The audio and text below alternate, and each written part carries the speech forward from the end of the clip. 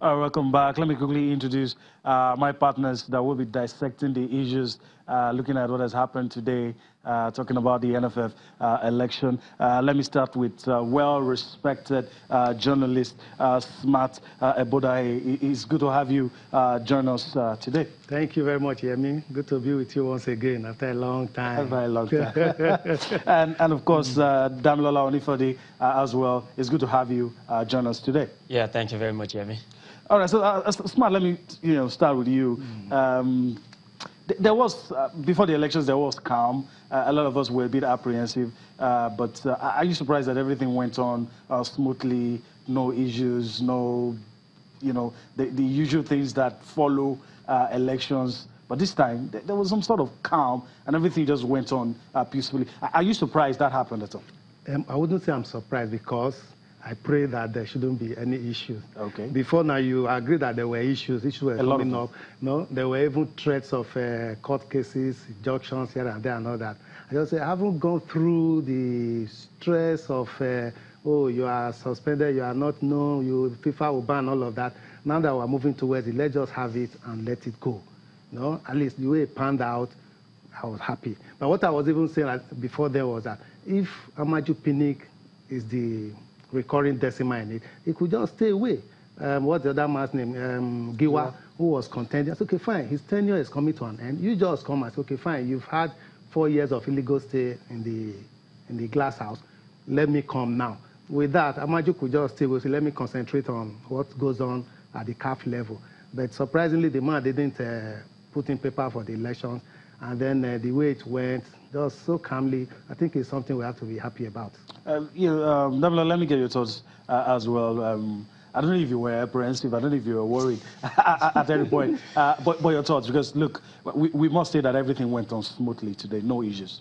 Yeah, no issues. I was a little bit apprehensive, though, because if you consider what we've gone through over the last 4 years after the Warrior election, and each time you have Pinnick in the office, and then you have the Giwa group coming up again.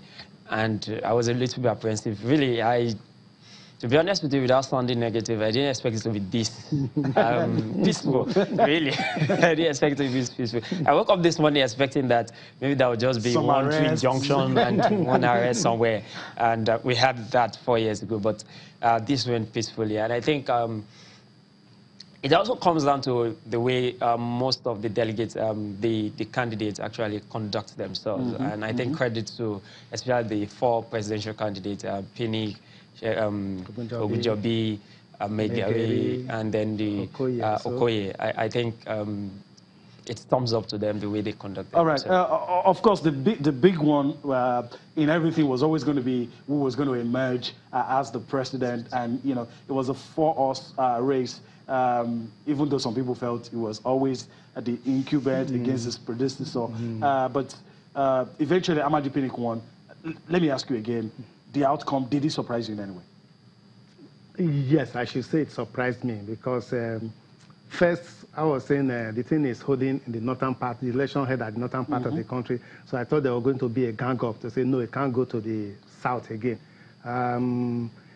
Not just surprised that Amaju won, but look at the margin of his victory. That surprised me so much, So I think it's good for us, for him to perhaps continue from where he has stopped. Maybe we'll talk about that later on. Okay. Yeah. That has been the selling point for a lot of people, continuity. But Demola, chip in some words.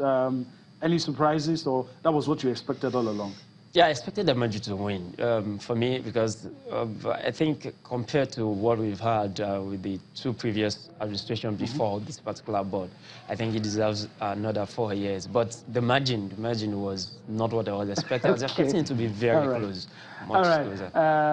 Okay, let's just take a look at the composition of the board, and of course that will give us some interesting talking points. Pictures that you have right there on your screen showing you Amaju Pinnick moments after he won. But this is a composition of the board. Let me quickly reel out the names. Then Smart will help us with the battles behind the scenes and some of the dramas that a lot of people didn't get to see. Of course, after the elections, Amaju Pinnick re-elected as president of Nigerian Football Federation. Seyi Akinwumi also won his election, retained his seat as first vice president. Of course, LSM chairman that occupies the position of the second vice president. There was no election for that post today, so safe to say it still remains in that position. And of course, Ibrahim Guzo, chairman of chairmen, won easily. Of course, you have Suleiman Kwande, North Central, Sharif Inua from the Northwest. There's still fresh. Yes, there's still some other names. It's going to come up. You have Gani Umajekodumi from the Southwest, Babagana Kalu from Northeast. You have Musa Duhu also from the Northeast. Felix Anyesiagu from the Southeast. You have Emmanuel Iba from the South-South. Aisha Falode, of course, chairperson of the Nigerian Women Premier League. All right, Smart, let me just come to you. There were some keenly contested ones. There were some ones, the one for the chairman of chairmen. That was where I thought there was going to be a fight, but it did turn out some sort of anticlimax. It wasn't really much of a fight. Yeah, it shouldn't be much of a fight because I expected the chairmen to have known themselves. They have fraternized over the years to know who actually would be better placed to occupy that position. Granted that the man people were thinking would use his might to bulldoze his way to that position, Ifeanyi Ubah didn't get it. Perhaps he would have read the handwriting on the wall to see that things were not going the way he had planned. Because I was following proceedings online. At the time they said he was mobilizing resources, personnel, and all of that to even support Megeri and all of those things. But I just felt, well, if the chairman knew what they were there for and what they meant being in positions of authority in football in Nigeria, they should know who actually should occupy that position. It's just not to occupy it as a figurehead chairman or chairman. It should be someone that will be able to harness the activities of the various states FAs to get what actually we really want. I think they did the right thing by electing someone they think will be better placed to occupy that seat. All right, so that's that one. Damila, let me also, get your thoughts on another one that was supposed to be tough for the seat in the Southeast. Felix Anyesiagu came out tops in that one. He contested a lot against a lot of top quality candidates as well. Yeah, a lot of top quality candidates, but again, you have to look at the pedigree of the man himself, and is the incumbent. And from what we see from this particular election, it's obvious that the incumbent candidate actually has did their work, an advantage, really. And it comes down to the perspective of people based on what we've had over the last 4 years, in my own opinion.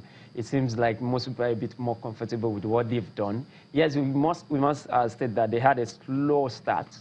I mean, the first 12 to 24 months of this slowed down with a lot of issues. Yeah, slowed down with a lot of issues, but then they picked up and they did reasonably well, in my own opinion. I think that is reflected in this particular. All right, so let's go back to the big one. Amaju Pinnick, you've been seeing the pictures, and a lot of congratulatory messages coming in for him. Let me just come back to you. I mean, I'm still trying. A lot of people are still trying to understand. It looks to me that maybe some of the delegates, like Damola said, some of the delegates felt, I think maybe we've done well in the last 4 years. Maybe we should just, for the sake of continuity, let's just go along with what we've seen. Maybe that explains that landslide.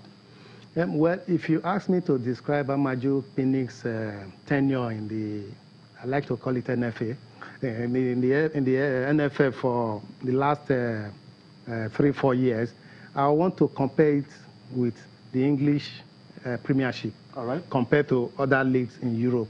What Amaju has tried to do is to bring life and finesse into the FA. It's not as if they've done really so well.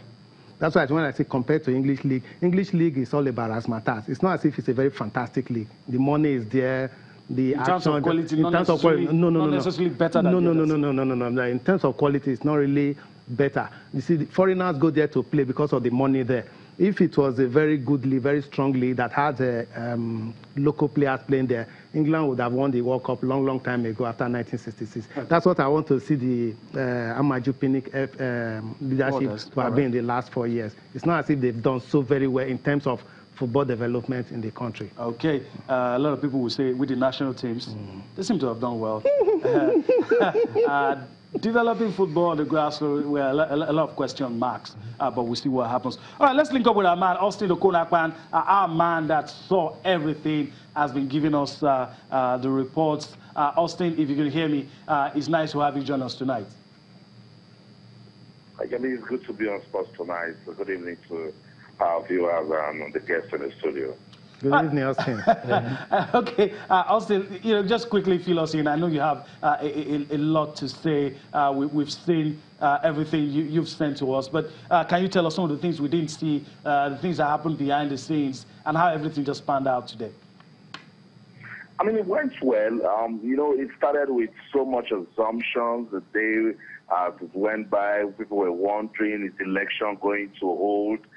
Some people were looking out for where the next injunction will be coming from to stop the election. But no, none of that happened. Delegates got in on time. Accreditation was done. And then right after that, the governor of Katsina State, Aminu Bello Masari, came around, opened the Congress. FIFA and CAF observers were around. Look, the people I spoke to said this is arguably the best election they've seen for the Nigerian Football Federation. They described it as being transparent, as being open, and nobody can contest this. Everything went well, and it's just for this board to look and say, we've been given another chance. What can we do to leave a lasting legacy? All right, well, from the pictures we're seeing, a lot of hugs, a lot of smiles, even from the people that didn't win. And people are asking, is this real? Is this real? Are we not going to start seeing petitions? But you were on ground. You saw the hugs, you saw the handshakes. Can you judge from what you saw? It's politics. It's football administration. And in Nigeria, it is that fight for the soul of football. But I like what Amaju Pinnick did, went to Aminu Megari. Look at that hawk. It was so tight. Said some things to him that, look, we can still work together. Went to Taiwo Gunjobi, did the same thing. Well, I didn't see him walk Chinedu Okoye, by the way. The light side. But it is what it is with football and the politics. So I don't know what he was saying to Chinedu Okoye there, by the way, but they went out there, gave Taiwo Gunjobi a hug. They're one big family. Sometimes people just disagree, and then maybe opinions are misconstrued, and then the fight comes. But it's beyond the fight now. Amaju Pinnick has been re-elected into the NFF as president, and most of his board members are back. Some few new ones coming in also. It's time to work. They should put away the differences and say to themselves, look, we must do something different for Nigerian football. And that's the question I asked them. I said, look, what can we do to bring long-lasting peace to Nigerian football? And the only way is to start working now, then get all of us carried along.